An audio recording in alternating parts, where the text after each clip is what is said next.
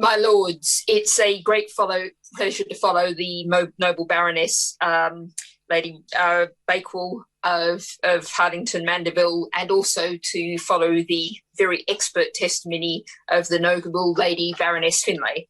I'm speaking now to Amendments 152 and 254 in the names of the noble Lord Whitty and noble Baroness Lady Bakewell, respectively, both of which your Lordship's House will have noted have cross-party and indeed non-party backing. And it is worth, I think, repeating again, as the noble Lord Whitty said, the House has already agreed something very similar to Amendment 152 in the Agriculture Bill. So these are apparently two separate amendments about pesticides, one focused on public health, the other focused more on nature. But of course, those two things are not distinct, but very much interrelated. And they reflect the countrysides that is increasingly soaked in poison. That's what pesticides are, by definition. And we've been applying stronger poisons, more of them, more often. In the first half of the last decade, if you look at three metrics, the area treated, often measured as spray hectares, the frequency of applications, and the number of active ingredients used, all leapt significantly. So while UK cropland covers about 4.6 million hectares, the area treated is many times larger. DEFRA figures show that that's increased from 59 million spray hectares in 2000 to 73 million spray hectares in 2016, a rise of 24%. The average number of active ingredients per field has risen from 12.8 per hectare to 15.9 per hectare. So let's imagine actually living next to that field. I'm sure everyone's seen the videos. Spray nozzles practically brushing people's windows, other nozzles right up against people's garden hedges. And imagine being a pollinator, a moth or a solitary bee, going about your business. Your body's gradually being degraded, your behaviour modified disastrously, all the impacts that we've just started to understand. And that's with 16 active ingredients, poisoned, introduced right into the depths of your world, your home. Now, the person applying it, quite likely from an air-conditioned tractor cab with protective equipment, has protection.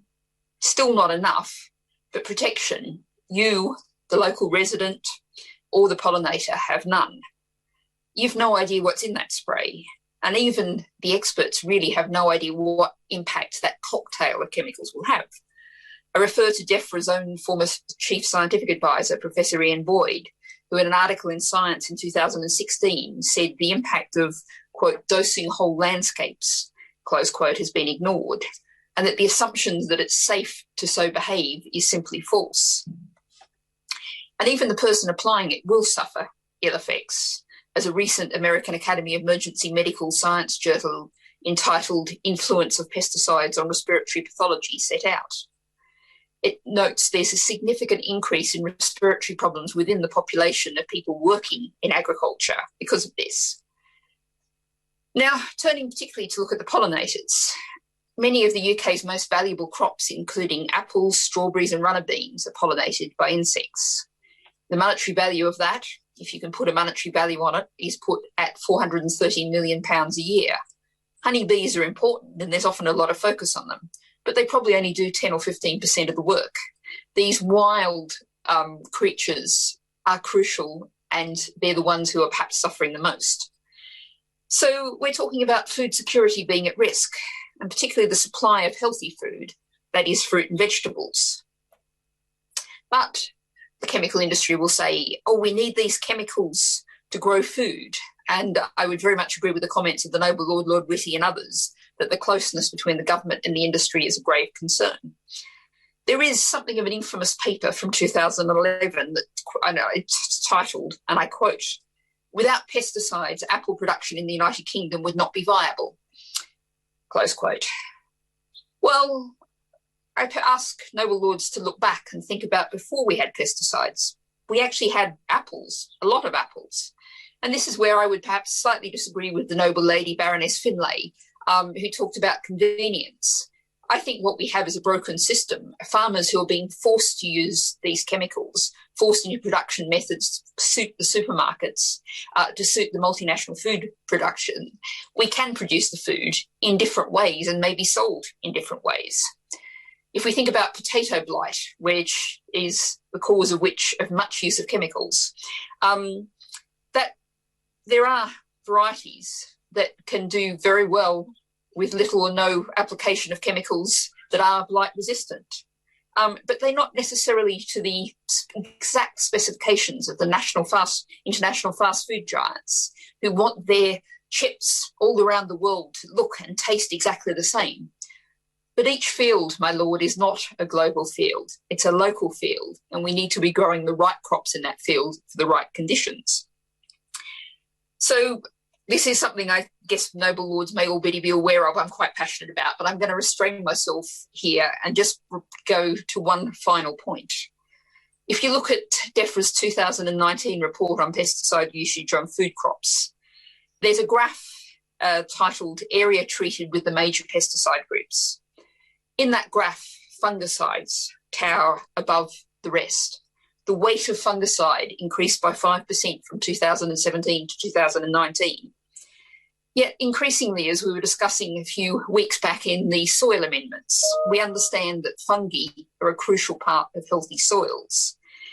We are heaping a specific targeted poison into our environment to kill the essential life in our soils. This is also, of course, damaging the pollinators that this amendment refers to and having impacts on our health. And there is the issue of antimicrobial resistance. And here we come back, as so many debates do, to COVID. There's something, particularly a problem in India, called black fungus. Its technical name is mucormycetes, which is infecting utterly horribly patients already very ill from COVID. And treatment is prolonged and difficult. And we have a huge problem with resistance to anti-fungicide drugs.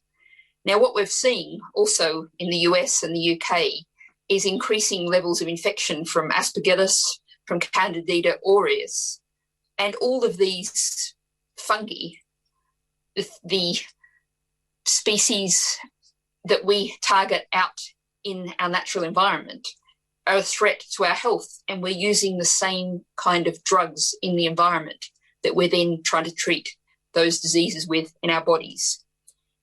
So in summary, my lords, we have a natural world, a world of air and ground in which we live that's out of balance, a poisoned world. These amendments are very, very modest. They're small steps towards turning that around. And when we were talking about the state of nature, talking about a species target, the noble lord, the minister, said, well, things are going to have to get worse before they get better. He said we need time to turn the curve around. Well, I would say, my lords, in this area, there is no time. We absolutely have to act on pesticides now.